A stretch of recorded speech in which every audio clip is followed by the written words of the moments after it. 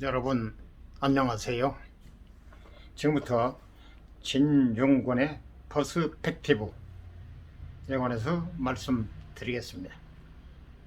문 깨달았을까? 신현수 붕괴한 우리 편의 쿠데타.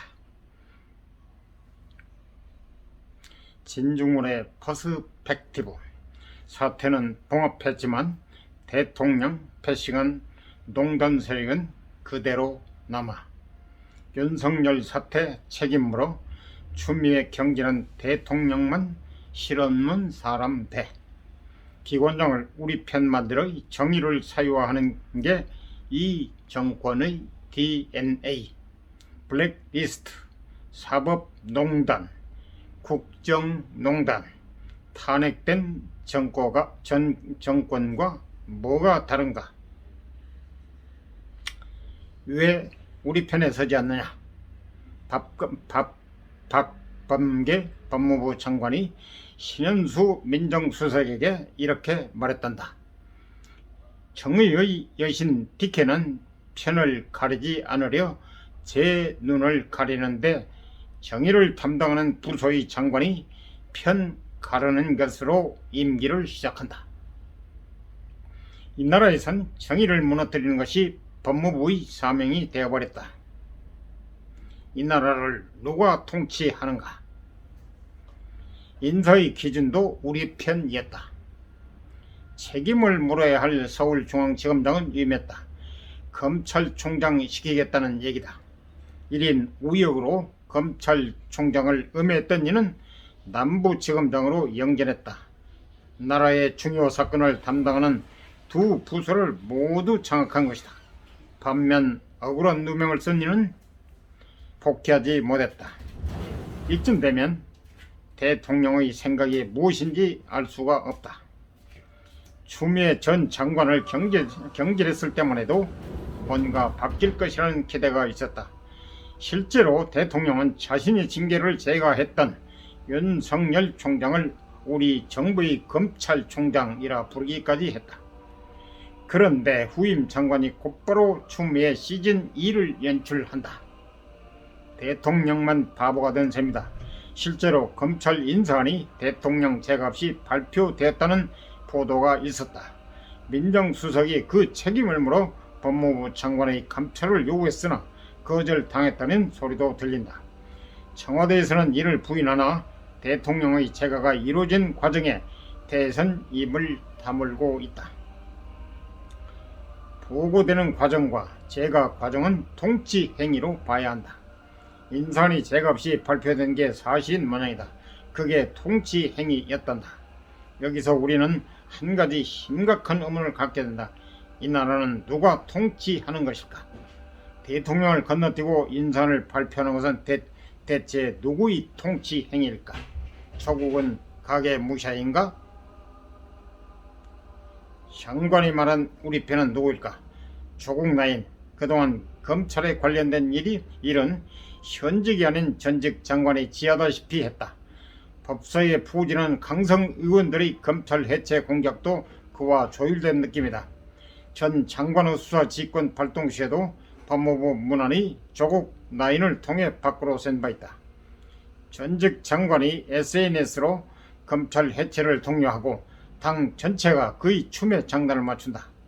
중대범죄수사청도 처음엔 몇몇 초선 의원들의 객기로 보였으나 전 장관이 검찰 개혁의 마지막 단초라며 더불어민주당과 열린민주당의 결단을 촉구하고 나서자 아예 여당의 공식 입장으로 굳어졌다. 이들이 검찰을 해체하려는 데는 이유가 있다. 하나는 검찰총장 징계가 불발로 끝난 것에 대한 공적인 보복, 다른 하나는 자기들을 기소한 데에 대한 사적 복수다. 조국을 이시하여 검찰의 직접 수사권을 박탈하려 드는 이들은 대부분 검찰에 기소되거나 1심에서 유죄 판결을 받은 바 있다. 사실 조국 나인 초재선의 막강한 영향력은 그것이 정권 실세의 이해와 일치한다는 데서 나온다. 즉 친문 실세들이 이들을 앞세워 자기들을 향한 검찰의 수사를 무마하고 지지층을 정치적 흥분 상태로 유지해 지지율을 관리해온 것이다. 장관이 말한 우리 편은 이들을 가리킬 게다. 누가 국정을 농단하는가?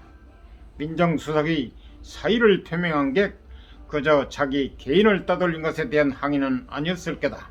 그가 대통령에게 법무부 장관에 대한 감찰을 건의했는지는 모르겠다. 하지만 감찰이라는 말이 나왔던 것은 민정수석이 그 사안을 감찰이 필요할 정도로 심각한 사태라 판단했음을 시사한다. 검찰총장 징계 사태의 책임을 물어 추미애 장관을 경질한 것은 국정의 기조에 변화를 주겠다는 대통령의 대국민 약속이었다. 그런데 이를 신임 장관이 뒤집어 대통령을 실없는 사람으로 만들어버렸다. 민정수석의 눈에는 이것이 대통령의 인사권에 대한 중대한 침해로 비친 것이다. 조 전 장관에 대한 수사를 대통령 인사권에 도전하는 쿠데타라 우기다니 진짜 쿠데타는 자기들이 한 셈이다. 일각에선 그 배우로 부흥이 모임 출신들이 만든 민주주의 4.0을 지목한다. 법사위원장부터 법무부, 행안부, 중소벤처기업부, 문화체육부, 체육관광부 장관까지 이 친문 하나에서 차지했다.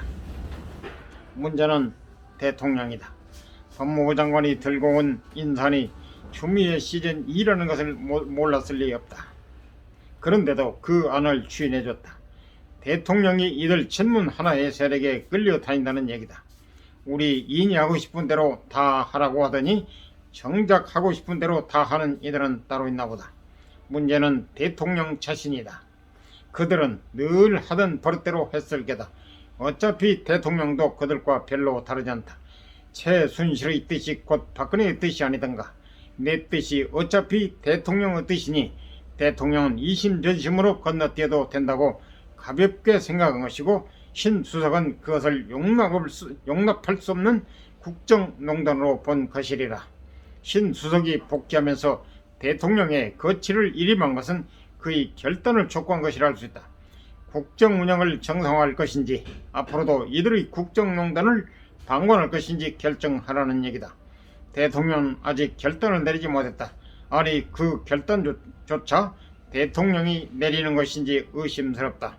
그나마 사표 파동 덕에 정권 수사를 담당한 검사들이 자리를 지킬 수 있었다. 다른 한편 별거 아닌 사건을 우리고 또 우려먹은 사골 임은정 검사에게는 수사권이 지어졌다. 그에게는 친노 대모 한명숙 전 국무총리가 받은 뇌물 악취를 제거하는 작업이 맡겨질 것이다. 모종의 타협이 이루어진 것이다. 그로서의 사태가 해결된 것은 아니다. 내임덕이 걱정돼 수술하다 말고 절개한 부위를 급히 봉합한 것일 뿐, 대통령을 패싱한 농단의 세력과 기재는 그대로 남아있다. 복귀한 신 수석이 오래 버틸 것 같지는 않다. 그가 청와대에서 감시자의 역할을 계속하는 충돌은 불가피하기 때문이다. 우리 편의 정의, 새로운 일이 아니다. 조국, 추미애, 박범계 법무부 장관이 임명될 때마다 늘 사달이 났다. 정의란 편을 가리지 않는 공정함을 가리키나 정의부는 곧 법무부의 장관이 우리 편의 정의를 실현하려 했기 때문이다. 그때마다 민심은 정권을 떠났지만 지지율만 돌아오면 그들은 같은 짓을 반복해 왔다. 어디 검찰하면 그랬던가. 감사원장에게도 우리 편이 되라고 종용했다. 거짓말하는 대법원장을 통해 농단을 하고 판사들의 편을 갈라 우리 편은 유임, 다른 편은 교체했다. 이렇게 공정이 요구되는 기관들의 장을 우리 편 만들어 정의를 사유화하는 것이 이 정권의 DNA가 됐다.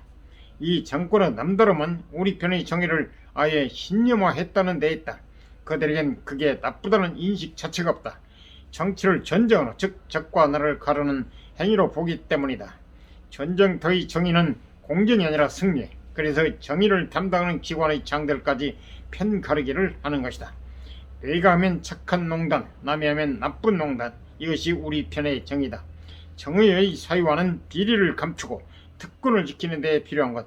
그들도 어느새 이럴 것보다 지킬 게 더 많은 기득권층이 됐다는 얘기다. 하긴 블랙리스트에 사법농단에 이제는 국정농단까지 탄핵당한 정권과 뭐가 다른가. 역주행하는 민주주의, 우리 편의 정의가 지배하는 곳은 기회주의자들의 천국이 된다. 진정으로 슬픈 것은 이것이다. 진실을 말하는 이들이 고통을 받고 직분을 지키는 이들이 핍박을 받는다. 거짓을 말하는 이들은 영전하고 직분을 배반하는 이들은 출세한다. 그 우울한 광경을 우리는 눈앞에서 지켜보고 있다. 역겨운 것은 그 짓을 역사적 사명으로 아는 그들의 허위 의식이다. 역사의 전진을 위해서 민주당이 승리해야 한다. 이낙연 대표. 자당 자체장의 성추행 사건 때문에 치르는 선거, 후보를 내지 않는 책임 정치에서 당원을 받고 후보를 내는 무책임 정치로 가는 것이 역사의 전진이란다. 우스갯소리가 있다. 아내가 뉴스를 듣고 고속도로를 타는 남편에게 전화를 한다. 조심해. 거기 차 한 대가 역주행하고 있대. 남편이 데리고 온다. 한 대가 아니야. 차들이 다 역주행하고 있어. 앞으로 달린다는 그의 신념이 다른 운전자들에겐 악몽이 된다. 대한민국은 그의 고속도로를 닮았다. 노무현 정권이 왼쪽 깜빡이 켜고 우회전을 했다면 문재인 정권은 역사의식의 방향을 잃고 아예 역주행을 한다. 저 도로의 무법자를 누가 멈출 것인가. 폭주에 제동을 거는 일은 결국 유권자의 몫으로 남는다. 이상은 진중권 전 동양대 교수의 퍼스펙티브에 대해서 말씀드렸습니다. 도움이 되셨다면 구독, 좋아요 꾹 눌러주세요. 감사합니다.